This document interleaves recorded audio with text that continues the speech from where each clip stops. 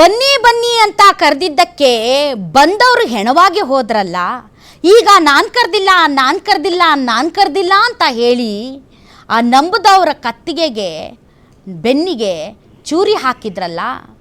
ಇದರಲ್ಲೇ ಗೊತ್ತಾಗುತ್ತೆ ಯಾವ ಥರದ ಇಬ್ಬಗೆಯ ನೀತಿ ಸರ್ಕಾರ ಅನುಸರಿಸ್ತಾ ಇದೆ ಅಂತ.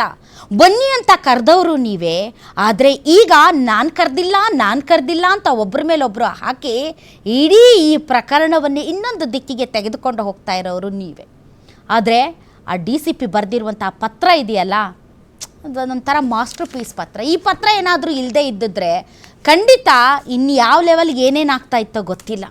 ಒಂದಂತೂ ಸತ್ಯ, ಒಂದು ಕಡೆ ಪೊಲೀಸ್ ಅಧಿಕಾರಿಗಳು, ಮತ್ತೊಂದು ಕಡೆ ಆಡಳಿತ ವರ್ಗ. IAS versus IPS. IPS ಆಯಿತು, IASನು ತೆಗೀರಿ. ನಿಮ್ಮ ಮಾನ ಉಳಿಸ್ಕೊಳ್ಳಿ, ನಿಮ್ಮ ಮರ್ಯಾದೆ ಉಳಿಸ್ಕೊಳ್ಳಿ.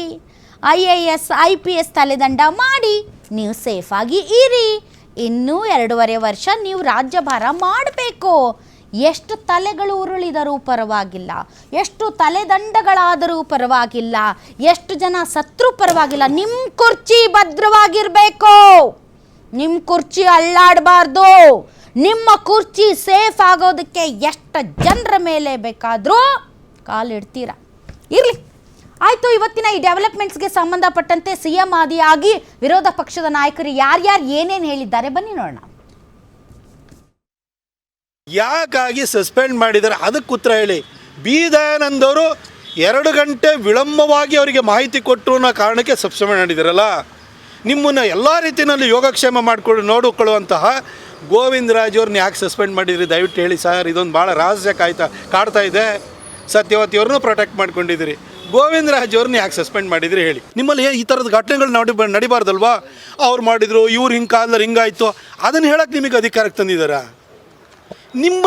ನಿಮ್ಮ ಕಾರ್ಯದಕ್ಷತೆ ಬಗ್ಗೆ ಹೇಳಿ ಸರ್.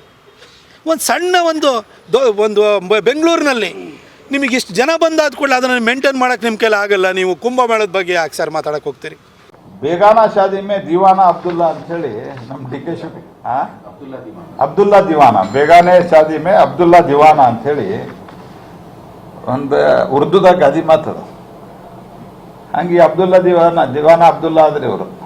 ಮತ್ತು ಈಗ ಬಾಯಿಗೆ ಬಂದಂಗೆ ಏನೋ ಅವ್ರು ಹೇಳಿದ್ರೆ ಇವ್ರು ಹೇಳಿದ್ರೆ, ನಮ್ದು ಈಗೂ ಆಗ್ರಹ ಅದ, ಸರ್ಕಾರನ ರಾಜೀನಾಮೆ ಕೊಡ್ಬೇಕು. ಇಲ್ಲ ಕನಿಷ್ಠ ಪಕ್ಷ ಉಪಮುಖ್ಯಮಂತ್ರಿ ತಕ್ಷಣ ರಾಜೀನಾಮೆ ಕೊಡ್ಬೇಕು. He has to resign. He has no moral right to continue within 1 minute also.